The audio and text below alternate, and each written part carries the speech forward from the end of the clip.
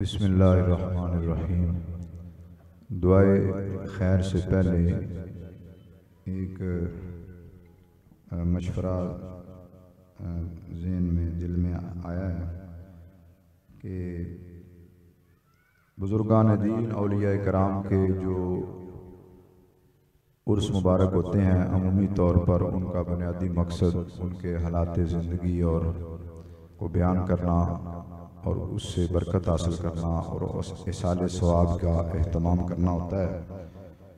تو وہ جتنے بھی ہوں ظاہر ہے وہ برکت ہی ہوتی ہے، مگر ہر آستانے کے اندر ایک مرکزیت جو ہے اس کو قائم رہنا چاہیے، اور زائرین کی سہولت کے لیے بھی یہ بات ذہن میں آئی کہ آستانہ عالیہ بکھی شریف میں دو تقریبات ہوتی ہیں عرس پاک کی۔ ایک تو یہ جس میں ہم سب حاضر ہیں، 18 نومبر کو ختم پاک ہوتا ہے حضرت حافظ الحدیث رحمۃ اللہ علیہ کا، اور 21 اگست کو عرس پاک ہوتا ہے حضرت ثانی صاحب حضرت پیر سید مظہر قیوم شاہ صاحب رحمۃ اللہ تعالی علیہ کا۔ تو گزارش ہے حضرت صاحب اپنے احباب سے مشورہ فرما کے ان دونوں عرس پاک کی تقریبات کو کسی ایک دن مقرر فرما لیں تو زائرین کے لیے اس میں زیادہ سہولت ہو جائے گی، اور انشاءاللہ یہ سلسلہ جاری و ساری رہے گا۔ اور اعلان سماعت فرمائیں آستانہ عالیہ شرک پور شریف میں بھی سالانہ عرس پاک حضور ثانی ثانی حضرت میاں غلام اللہ رحمۃ اللہ علیہ جانشین حضور شیر ربانی رحمۃ اللہ علیہ، اور ساتھ ہی ساتھ حضور فخر المشائخ بانی تحریک یوم مجدد الافسانی حضور پیر و مرشد حضرت میاں جمیل احمد صاحب رحمۃ اللہ تعالی علیہ کا عرس پاک 17-18 اکتوبر کو ہوتا ہے۔ شرکت فرما کر ثواب دارین حاصل کیا کریں۔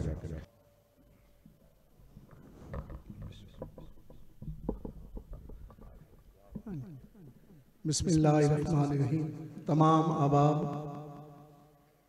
توجہ سے تھوڑا یہ اعلان سماعت فرما لیں۔ حضرت قبلہ سجادہ نشین آستانہ عالیہ حضرت ثانی ثانی و حضور فخر المشائخ شرک پور شریف نے جو حکم مبارک فرمایا ہے، اس میں مشورے کی ضرورت میں اس لیے نہیں سمجھتا کہ ہمارے بزرگوں کا جو طریقہ رہا ہے وہ یہی ہے کہ سارے امور انہی کے سپرد ہیں۔ پہلے بھی جب میرے جد اعلیٰ حضرت حافظ الحدیث رحمہ اللہ کے عرس شریف کے لنگر شریف کے حوالہ سے انتظامات کا معاملہ تھا، چونکہ پہلے جلسہ دستار فضیلت دارالعلوم کا ہوتا، اس میں لنگر کے طور پر گوشت اور اس میں کوئی سبزی وغیرہ ہوتی، تو چونکہ آراس ہمارے جو مشائخ کے تھے ان کے ہاں عرس شریف کا یہ طریقہ نہیں تھا لنگر شریف کا، تو قبلہ والد گرامی فدا و روحی و جسدی حضرت ثانی صاحب رحمۃ اللہ علیہ نے حضور فخر المشائخ رحمۃ اللہ علیہ کی بارگاہ میں یہ معاملہ عرض کیا کہ پہلے جلسے میں ہم اس قدر اہتمام کرتے تھے اس طرح کا، اب حکم فرمائیں ہمارے لیے کیا حکم ہے۔ تو آپ نے فرمایا کہ چلو تھوڑا سا گوشت اس کے اندر بھی ملا لیا کرو،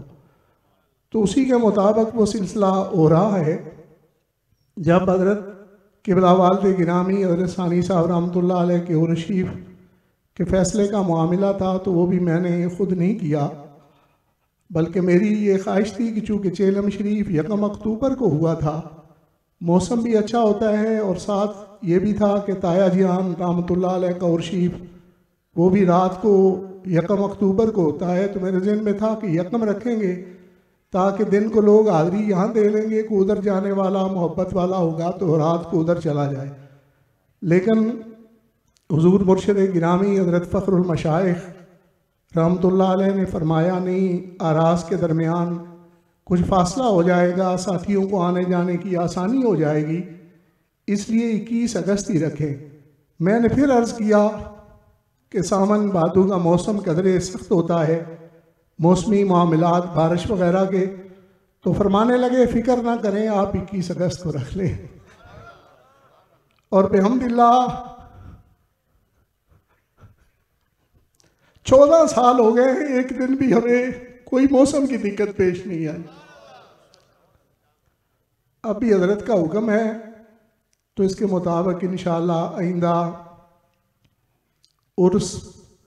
مشائخ بکھی شریف رحمۃ اللہ علیہ وہاں کی تقریب 18 نومبر کو ہوا کرے گی۔ اس میں بڑے ابا ہی رحمۃ اللہ علیہ قور شریف بھی اور ابا ہی رحمۃ اللہ علیہ قور شریف بھی۔ 21 کو چونکہ دربار شریف پر ماہانہ ختم خواجگان شریف کا اہتمام ہوتا ہے ہر ماہ 21 کو، تو انشاءاللہ 21 اگست کو بھی خصوصی طور پہ حضرت ثانی صاحب رحمۃ اللہ علیہ کی ایصال ثواب کے لیے ختم خواجگان شریف ختم قادریہ کا انشاءاللہ اہتمام ہوا کرے گا۔ پہلے زور سے اثر ہوتا ہے، لیکن جو 21 اگست کو انشاءاللہ ختم شریف آیا کرے گا وہ 12 بجے سے 2:15 بجے تک ہوگا۔ تو آئندہ عرس شریف کا یہی معمول اور یہی طریقہ، البتہ یہ ہے کہ چونکہ ختم خواجگان شریف کی تقریب جو نماز فجر کے بعد ہوتی ہے، اس کے اندر مناسبت یہ تھی کہ بڑے ابائی رحمۃ اللہ علیہ کا وصال شریف 7:30 بجے ہوا تھا صبح، تو اس اعتبار سے وہ دعا 7:30 بجے ہوتی ہے ختم خواجگان شریف کی، جو بعد نماز فجر دربار شریف پہ ہوتا ہے۔ تو اب تھوڑی سی اس مرکزی نشست میں ہم تبدیلی کریں گے، وہ یہ کہ ابائی رحمۃ اللہ علیہ کے وصال شریف کا وقت 2:15 بجے سے 2:20 اس کے درمیان کا ہے، تو انشاءاللہ آئندہ ہم اسی وقت کے اندر ایصال ثواب کریں گے۔ صبح 10 بجے نشست شروع ہوگی اور 2:15 بجے دعا ہو جایا کرے گی۔ وما علیہ الا البلاغ۔